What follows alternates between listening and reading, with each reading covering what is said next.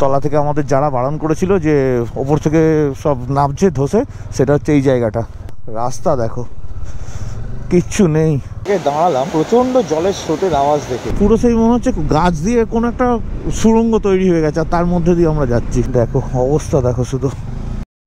Good morning from Coochbehar. তো বন্ধুরা, তোমরা দেখেছিলে কালকে আমরা কিভাবে এই কোচবিহারের হোটেলে পৌঁছেছিলাম। তো আজকে আমাদের জার্নি শুরু হবে কোচবিহার থেকে শেরগাঁওয়ের পথে। সবাই এখন রেডি হবো, স্নান টান করে হয়তো বেরোতে বেরোতে 8টাই হবে। আর কথাবার্তা এখানে বেশি বাড়াচ্ছি না, চলো একদম দেখা হচ্ছে মোটো ব্লগিং সেটআপে।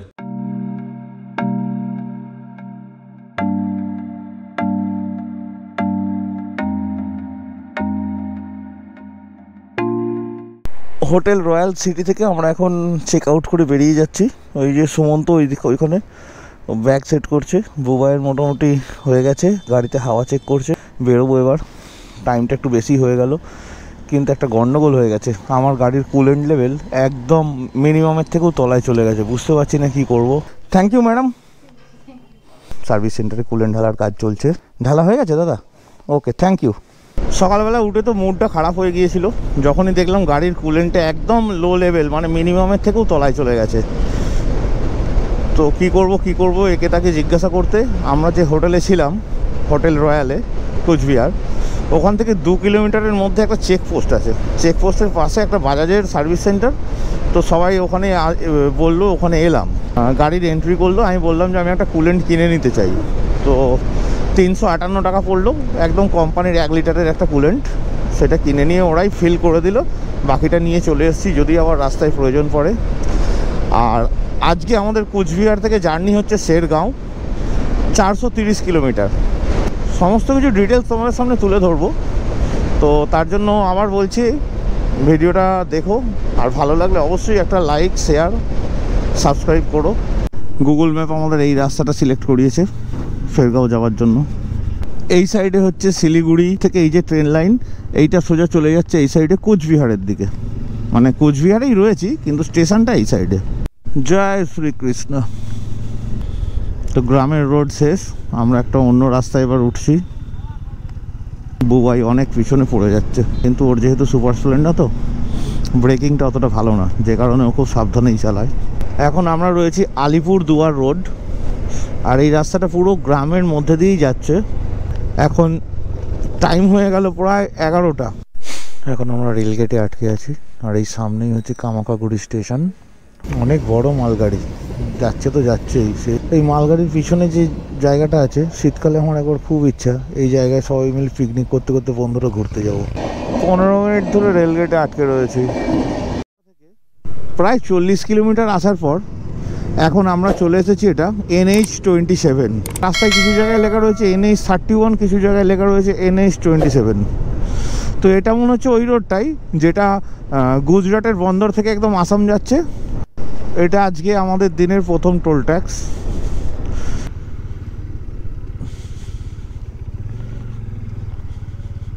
বাইক সব এই সাইডে।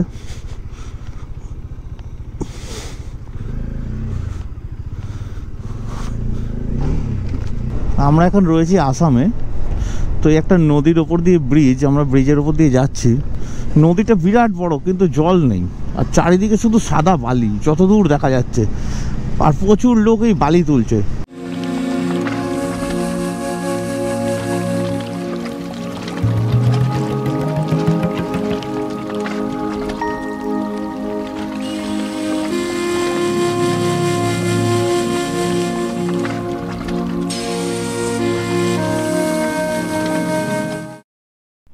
এখন ঘড়িতে টাইম 12:30, আর কোচবিহারের হোটেল থেকে বেরিয়ে আমরা প্রায় 100 কিলোমিটার রাইড করলাম। কাল সারাদিনই আমরা প্রায় বাইক চালিয়েছি, কাল অত গরম লাগেনি, আজকে কিন্তু গরম করছে আসামে।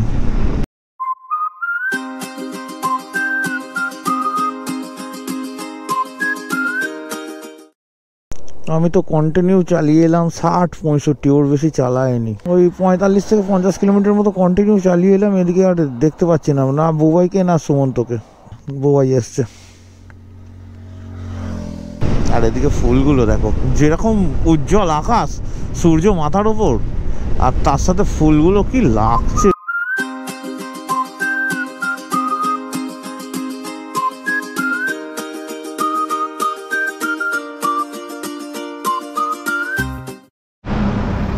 অনেকক্ষণ রাইড করার পর একটু চা খেতে ইচ্ছা হলো, তাই তিনজনে দাঁড়িয়ে পড়েছি রাস্তার ধারে এরকম একটা ধাবাতে।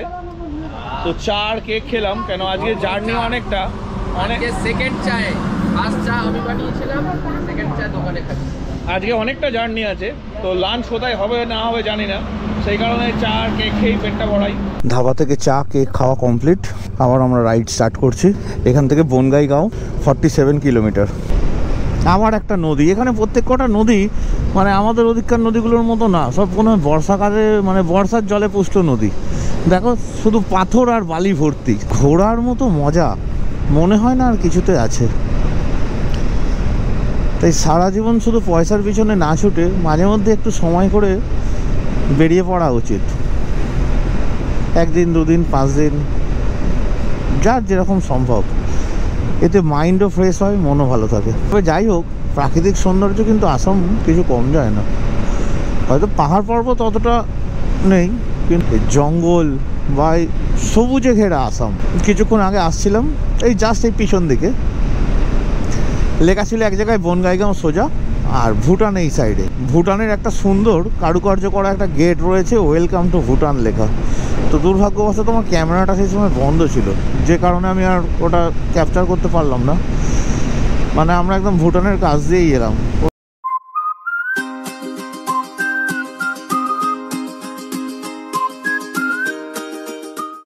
বনগাইগাঁও 17 কিলোমিটার। আসামের মেয়েগুলোকে দেখো, বাচ্চা বাচ্চা মেয়েগুলো স্কুল থেকে ফিরছে, এদের কাপড় পরার স্টাইলটা কত সুন্দর। এটা হলো বনগাইগাঁও রিফাইনারি। বনগাইগাঁও 1 কিলোমিটার, গুয়াহাটি 173। রাস্তার কি অবস্থা এখানে, বাবারে বাবা।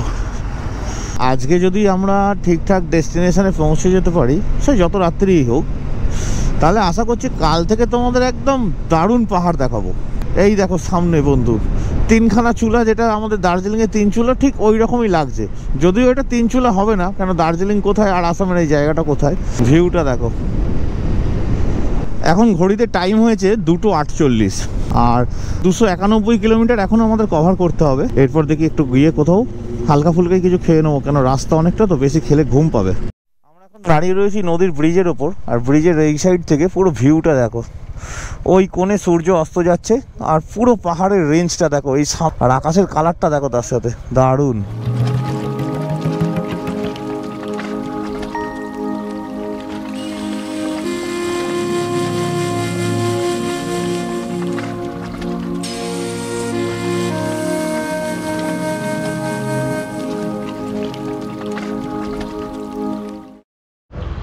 এখন ঘড়িতে টাইম হয়েছে 3:10, আর মোটামুটি সবাইকারই হালকা ফুলকা খিদে পেয়েছিল, সেই কারণে এখন এই যে পিছনে রয়েছে শ্রী গুরু নানক হোটেল, ওখানে আমরা দাঁড়িয়েছি। আমাদের লাঞ্চ চলে এসেছে, তড়কা আর রুটি। গুরু নানক হোটেল অ্যান্ড ধাবা থেকে আমাদের খাওয়া দাওয়া কমপ্লিট করে এখন বেরোলাম। সময় হয়েছে এখন 4:12, আর আমরা ওখানে খেয়েছি রুটি, তড়কা, একটা করে অমলেট আর 3টে জল। আমাদের টোটাল বিল হয়েছে 3 জনে 350 টাকা। রাস্তা দিয়ে যেতে যেতে একটা মন্দির চোখে পড়লো, এটা আসামেই, ঠিক আমাদের চন্দননগর বা শ্রীরামপুরে যে রথ যেরকম দেখতে, ঠিক ওই রকম টাইপের মন্দিরটা। NH-27 ওপর আবার একটা নদী। আসামে কিন্তু নদী প্রচুর, তবে একটা জিনিস দেখলাম, এই নদীটায় জল রয়েছে, ওদের বোধহয় মাছ টাছও হয়, ওই যে নৌকো টোকো করে মাছ ধরছে। এই রাস্তাটার নাম হচ্ছে ভবানীপুর সিমলাগুড়ি। NH-27কে ছেড়ে দিয়ে আমরা এই রাস্তায় ঢুকেছি, সিমলাগুড়ি বাজার। এইরকম রাস্তা দিয়ে কতক্ষণ লাগবে কে জানে, প্রচণ্ড যানজট। এইটা কেটে গেলে মনে হচ্ছে এরপর ফাঁকা রাস্তা হবে। রাস্তা সরু হলে অসুবিধা নেই, কিন্তু এত ভিড়ভাড়টা হলেই তো প্রবলেম না। এত কিলোমিটার রাস্তা আমরা পৌঁছাবো কখন? রাস্তায় প্রচণ্ড পোকা উঠছে, ফাট ফাট করে কাঁচে লাগছে হেলমেটের। আমরা আবার NH-27 উঠে পড়েছি, কেন ওখানে রাস্তায় প্রচুর ডাইভারশন আর কাজ চলছিল, যে জন্য গুগল ম্যাপ আমাদের গ্রামের ভেতর দিয়ে একটা শর্টকাট রাস্তা দিয়ে ওই ডাইভারশনটাকে কাটিয়ে নিয়ে এলো। গুড ইভিনিং বন্ধুরা, এখন ঘড়িতে টাইম হয়েছে সন্ধ্যা 6টা, আর আমরা চলে এসেছি বার্মা। একটু টি ব্রেক নিয়েছিলাম, এই যে পিছনের দোকানটা থেকে চাটা খাওয়া হলো, আর এই যে বুবাই সুমন্ত দুজনেই একসাথে 3 জনে চা খেলাম। এই যে চ্যানেলটা অবশ্যই সাবস্ক্রাইব করে দেবেন, কৌশিক দা এক্সপ্লোরার। রাস্তার অবস্থা দেখেছো বন্ধুরা, মারাত্মক বাজে রাস্তা। এটা হচ্ছে উদালগুড়ি যাওয়ার পথেই এখন আমরা রয়েছি বার্মা। এখন যে নদীটার ব্রিজটা ক্রস করছি এই নদীটারও একটা অবাক করা নাম। আমাদের ওখানে তো রেস্টুরেন্ট কাম বার দেখেছো, এখানে নদীর নাম বার। নদীর জল খেলেই নেশা হয়ে যাবে হয়তো। রাত বাড়তে না বাড়তেই এখন ঘড়িতে টাইম হয়েছে 8:20, মানে কাঁপিয়ে দেওয়ার মতো ঠান্ডা।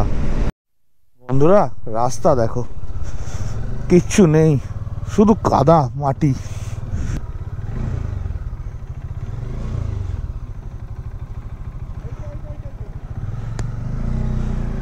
দেখো অবস্থা দেখো শুধু। রাত্রির বেলা এরকম রাস্তা হবে জানলে আসতাম না, বুঝতেই পারছি না কোন দিকে রাস্তা। খুব সাবধানে কিন্তু বুবাই, সুমন্ত সাবধানে এসো। একটু আগেই তো তোমাদের দেখালাম কিরকম রাস্তা, কোনো রকমে ওইটা তো 15 মিনিট ধরে চালিয়ে পার হলাম। এরপর শুরু হলো আবার এরকম গভীর জঙ্গল, কোথাও কেউ নেই। এখন ঘড়িতে টাইম হয়েছে 9:09। সামনে দেখেছো এতটাই জঙ্গল ঘন যে গাছগুলো পর্যন্ত, মানে রাস্তা দিয়ে এরকম গেলে আকাশ দেখা যাবে না। পুরো সেই মনে হচ্ছে গাছ দিয়ে কোনো একটা সুড়ঙ্গ তৈরি হয়ে গেছে আর তার মধ্যে দিয়ে আমরা যাচ্ছি। তবে যতই জঙ্গল হোক আর যাই হোক, রাস্তাটা কিন্তু খুব সুন্দর লাগছে। এই দুদিকে তোমার রিফ্লেক্টারগুলো দেওয়া আর মধ্যখানে সাদা দাগটা, যত দূর গাড়ির আলো যাচ্ছে পুরো রাস্তার দু ধারগুলো মনে হচ্ছে যেন জ্বলছে, লাইট লাগানো আছে। আর এখানে একটা চার্চ কি সুন্দর করে সাজানো। এখন যে জায়গাটায় চলে এসেছি এটা মনে হচ্ছে কোনো লক গেট। আর এই যে জল যাচ্ছে, স্রোত দেখো। এই মুহূর্তে রাস্তায় যেতে যেতে এক জায়গায় দাঁড়ালাম প্রচণ্ড জলের স্রোতের আওয়াজ দেখে। এদিকে একটা আছে, এই সাইডেও একটা লক গেট আছে, আর এইটা হচ্ছে এই দিকের লক গেটটা। নদীটা বেশ চওড়া কিন্তু এখন অতটা জল নেই, জল আছে অল্প কিন্তু স্রোত প্রচণ্ড। আর একটা এইখানটায় আছে, এই একটা লক গেট। এই যে এই দিক থেকে জলটা আসছে পুরো এসে এইখান থেকে, এই যে এইদিকে। এইটা হচ্ছে ভৈরবকুণ্ড আর ডিস্ট্রিক্ট হচ্ছে উদালগুড়ি। অরুণাচল প্রদেশ যেতে গেলে অনেক টুরিস্ট এখানেও স্টে করে। এই যে ব্রিজটার ওপর দিয়ে যাচ্ছি এই নদীটার তলা দিয়েই আসছে, আর এইগুলো হচ্ছে এক একটা লক গেট। ভৈরবকুণ্ড ক্রস করে আমরা RLP চেক করিয়ে অরুণাচল প্রবেশ করে গেলাম, মানে অরুণাচল ঢুকে গেলাম। আর আসাম ছেড়ে যখন অরুণাচল ঢুকলাম এই রকম সুন্দর রাস্তা দিয়ে আমাদের স্বাগত করলো। অরুণাচল প্রবেশ করার সময় যখন আমাদের চেকিং করলো তখন অনলাইনে যে RLP আমরা করেছিলাম সেটা শুধুমাত্র দেখলো, তার সাথে অরিজিনাল লাইসেন্সটার নাম্বারটা লিখে আমাদের ছেড়ে দিল। কিন্তু ওইখানে ভিডিওগ্রাফি অ্যালাউ ছিল না বলে আমি তোমাদের ভিডিও করে দেখাতে পারলাম না।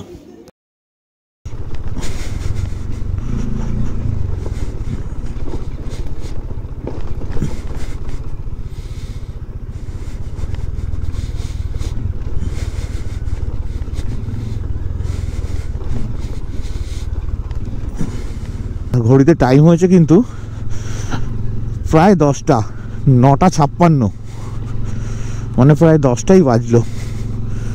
এখনও এখান থেকে 89 কিলোমিটার, টাইম দেখাচ্ছে 2 ঘন্টা 43 মিনিট।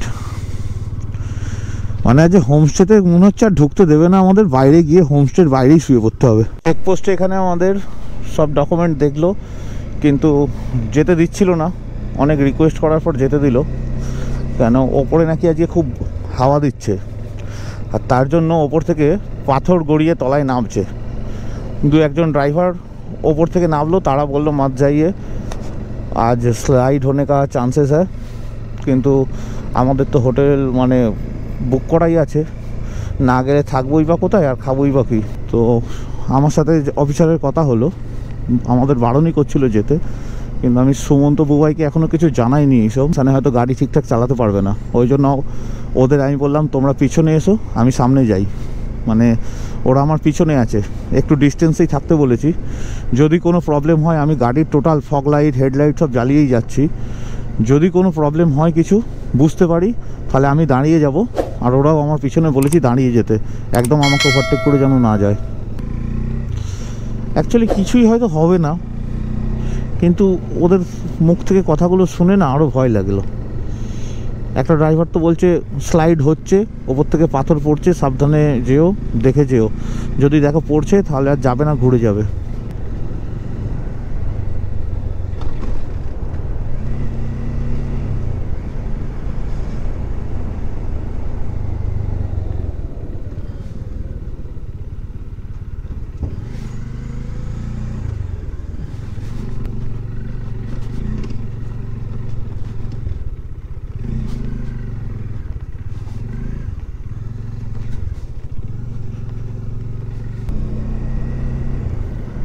এই জায়গাটা সামনে পুরো ল্যান্ডস্লাইড জোন।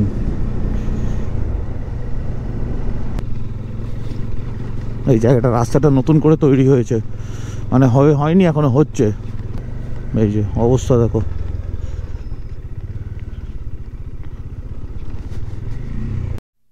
রাস্তা কিরকম হাই হচ্ছে বুঝতে পারছো?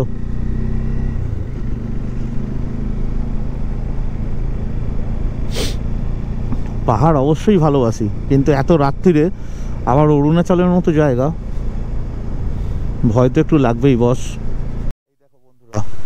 তলা থেকে আমাদের যারা বারণ করেছিল যে ওপর থেকে সব নামছে ধসে, সেটা হচ্ছে এই জায়গাটা। মানে চোখের সামনে দুটো পাথর নামতেই দেখলাম, কিন্তু তখন দুর্ভাগ্যবশত ক্যামেরাটা অন ছিল না। এই যে যাক, এই জায়গাটা পেরিয়ে গেলাম, একটু টেনশন কমলো। আমরা পাহাড় এত ভালোবাসি, কিন্তু এই রাত্রির বেলায় ভালোবাসাটা কেমন যেন একটা ভয়ে রূপান্তরিত হচ্ছে।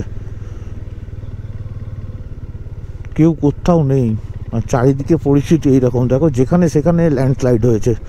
এ দেখো হাওয়াতে ধুলো উঠছে, বুঝতে পারছো? এগুলো কিন্তু কুয়াশা না, মারাত্মক ধুলো হাওয়াতে উঠছে, সব প্রচণ্ড হাওয়া দিচ্ছে। আর এইখানে ধসেছে, মানে স্লাইড হয়েছে এগুলো সদ্য। দিনের বেলা আসলে হয়তো এতটাও ভয় লাগতো না, যেহেতু রাত্রির গাড়ির আলো ছাড়া আশেপাশে তো আর কিছু দেখতে পাচ্ছি না, কোথায় কি হচ্ছে না হচ্ছে কিচ্ছু বুঝতে পারছি না। শুধু গাড়ির আলো যেটুকু করছে আমরা সেইটুকুই দেখতে পাচ্ছি। সেই কারণে আশেপাশের ব্যাপারগুলোর জন্য আরও একটু ভয়ই লাগছে। মানে এই যেমন ধরো আমি গাড়ির আলোটা যতটা দেখছি ততটা যাচ্ছি, কিন্তু এই আমার ওপরের পাহাড়টা কেমন, কি পরিস্থিতি, বা ওপর থেকে কিছু যদি দুর্ঘটনার চান্স থাকে, দিনের বেলায় সেটা কিন্তু একটু হলেও আভাস পাওয়া যায়, রাত্রে কিন্তু কিচ্ছু বোঝা যায় না। তো বন্ধুরা, এখন ঘড়িতে টাইম হয়েছে 11:30, আর আমরা এই মুহূর্তে এসে দাঁড়িয়েছি 5000 ফিট ওপরে 900 চেন বলে একটা জায়গা। তো দোকানপাট তো সবই বন্ধ ছিল, এখানে এই দাদাদের দোকানটা খোলা ছিল, ঠান্ডা ভালোই আছে। তো এই ম্যাডামজি আমাদের চা করে খাওয়ালো, দাদাদের সাথে অনেকক্ষণ গল্প হলো। তো আমরা যেটা নিয়ে ভয় পাচ্ছিলাম যে তলায় স্লাইড হয়েছে, ল্যান্ডস্লাইড জোন রয়েছে, বিপদ হতে পারে, তো সেই জায়গাটা আমরা পেরিয়ে চলে এসেছি। এরপর থেকে ওপরে একদম ক্লিন রাস্তা, কোনো ভয়ের ব্যাপার নেই। লিলুদা আমাদের বললো, এ ভাই আছে এখানে, আমাদের ইউটিউব চ্যানেলে সাবস্ক্রাইব করে দেবে বলেছে। এই যে ভাই, একবার হাই বলে দাও। একটা চায়ের দোকানে দাঁড়িয়েছিলাম, জায়গাটার নাম হচ্ছে 900 চেন। তো কোনো দোকানপাট তো খোলা নেই, রাত্রি 11:30 বাজে, একমাত্র এই দোকানটাই খোলা ছিল। এখানে এসে দাঁড়ালাম একটু চা খাবো বলে, অনেকক্ষণ ধরে গাড়ি চালাচ্ছি তো এনার্জি লস হয়ে গিয়েছিল। তো চা খেতে খেতে ভাইয়াদের সাথে কথা বললাম, তো ওনারা বললো আর কোনো ভয়ের ব্যাপার নেই, রাস্তা এরপর পুরো স্মুথ। যেটুকু রিক্সের জায়গা ছিল, মানে স্লাইড হয়েছে বা হওয়ার চান্স আছে বা আজকে রাত্রিতে হতে পারে, সেই জায়গাটা তোমরা পেরিয়ে চলে এসেছো। তো সেই জন্য আমরা আবার একটু রিল্যাক্স হয়ে গেলাম, যে মনের ভেতর টেনশনটা কেটে গেল। আসার সময় তো অনেক কথাই বললাম যে পাহাড়টা তো আমাদের ভালোবাসা, আবেগ, কিন্তু এই ভালোবাসাটাই ভয়ে রূপান্তরিত হচ্ছে, এই কথাটা বলেছিলাম। তো সেই ভয়টা কেটে গেছে, ভালোবাসাটা আবার ফিরে আসছে, মানে ফিরে এসেছে আর কি। কার্ভটা দেখো বন্ধুরা, পুরো হেয়ার পিন কার্ভ। তো বন্ধুরা, ঘড়িতে এখন টাইম হয়ে গেছে কিন্তু 12:20, আর আমরা এখন রয়েছি 700 মাইল বলে একটা জায়গা। এখানকার উচ্চতা 7500 ফিট। অরুণাচল এন্ট্রি করার সময় বুকে যে একটা ভয় নিয়ে উঠছিলাম, সেই ভয়টা কেটে গেছে। তবে ঠান্ডা কিন্তু মারাত্মক, আর প্রচণ্ড হাওয়া দিচ্ছে, মানে গাড়ি দুলিয়ে দিচ্ছে, তীরের মতো লাগছে। হাতে গ্লাভস পরে আছি, তাও হাত পুরো জমে গেছে, কাজ করছে না। এখন ঘড়িতে সময় হয়েছে 12:30, আর আমরা এসে পৌঁছেছি ঠিক কালাকথাং। এই যে গেটটা নিশ্চয়ই দেখতে পাচ্ছ তোমরা, জানি না কতটা দেখতে পাচ্ছ গাড়ির আলোতে, তো গেটটায় লেখা রয়েছে ওয়েলকাম টু কালাকথাং। আর এখান থেকে আমাদের আজকে হোমস্টের ডিস্টেন্স হচ্ছে 39 কিলোমিটার। আমরা তো যাচ্ছি আর আমাদের সাথে সাথে চাঁদ মামাও যাচ্ছে। ক্যামেরায় দেখা যাচ্ছে কিনা জানি না, ওইখানে পাহাড়ের কোল থেকে চাঁদ মামা উঁকি মারছে। আজকে রাত্রির এইটা হচ্ছে সেরা মুহূর্ত, পাহাড়ের মাঝখান থেকে চাঁদরা উঁকি মারছে, হাওয়াতে শান্তির প্রতীক, কি সুন্দর উঠছে। আর এদিকে আমাদের অবস্থা খারাপ হয়ে যাচ্ছে, কথা বেরোচ্ছে না মুখ দিয়ে, এত ঠান্ডা। তিনজনেই কাঁপতে কাঁপতে গাড়ি চালাচ্ছি। ঘড়িতে টাইম হয়েছে 1:06, এখনও হোমস্টেতে পৌঁছতে পারিনি। হোমস্টের যিনি ম্যাডাম আছেন ফোন করেছিল এইমাত্র যে আপনারা কখন আসবেন, তো আমরা বললাম এই পরিস্থিতি, যাচ্ছি। এখনও হোমস্টে আমাদের এখান থেকে 17 কিলোমিটার। ঘড়িতে এখন সময় হয়েছে 1:33, মানে পাহাড়ের লোকেরা ভাবতেই পারে না এই টাইমটা। আর কোচবিহার থেকে রাইড করে আমরা এই এখন ঢুকছি। 500 মিটারের মধ্যেই আমাদের লিপন হোমস্টে, পৌঁছে যাব। ঠান্ডা মারাত্মক, মারাত্মক মানে মারাত্মক ঠান্ডা, কথা বলতে পার।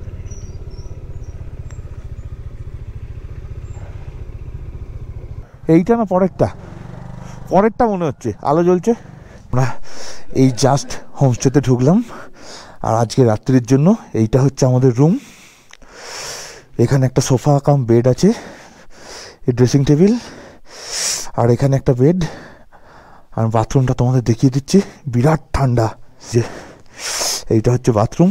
আমি এখনও হেলমেট থেকে ক্যামেরা খুলতে পারিনি, তো এইভাবেই দেখাচ্ছি যা ঠান্ডা। এইখানে বেসিন আছে, এই যে এইটা বেসিন, আর এখানে এই যে কোমোড, এই বাথরুমের এই পরিস্থিতি। এটাই আছে একদম লাইট করে চিকেন, রাত্রিরে আমরা চিকেন খাবো। আর তার সাথে আছে এটাই এটাই আছে রুটি, এই যে চিকেন রুটি, আর এইটা হচ্ছে এখানে স্যালাড, আর এই যে থালা বাটি এখানেই রাখা রয়েছে। তো ঘড়িতে এখন তো 2:31 বাজে, আমাদের এখনো ডিনার করা হয়নি। এই জাস্ট বাইক থেকে সব লাগেজগুলো বার করে রুমে নিয়ে এসে একটু ফ্রেশ হয়েছি। তো আজকের ভিডিওটা আর বেশি বাড়াচ্ছি না, এখানেই শেষ করছি, কেন সারাদিন প্রচুর জার্নি হয়েছে। আর এরপর খাওয়া দাওয়া করে একটু রেস্ট নিতে হবে, কেন কালকেও প্রায় 260 কিলোমিটারের আমাদের জার্নি আছে। আমাদের এই শেরগাঁও থেকে তাওয়াং যেতে হবে, সেলা পাস পড়বে তার মধ্যে। তো কালকের জার্নিটাও খুব টাফ। তো ভিডিওটা আর বেশি বড় করছি না, আজকে এখানেই শেষ করলাম। চলো দেখা হবে আবার পরের ভিডিওয়। Tata, good night.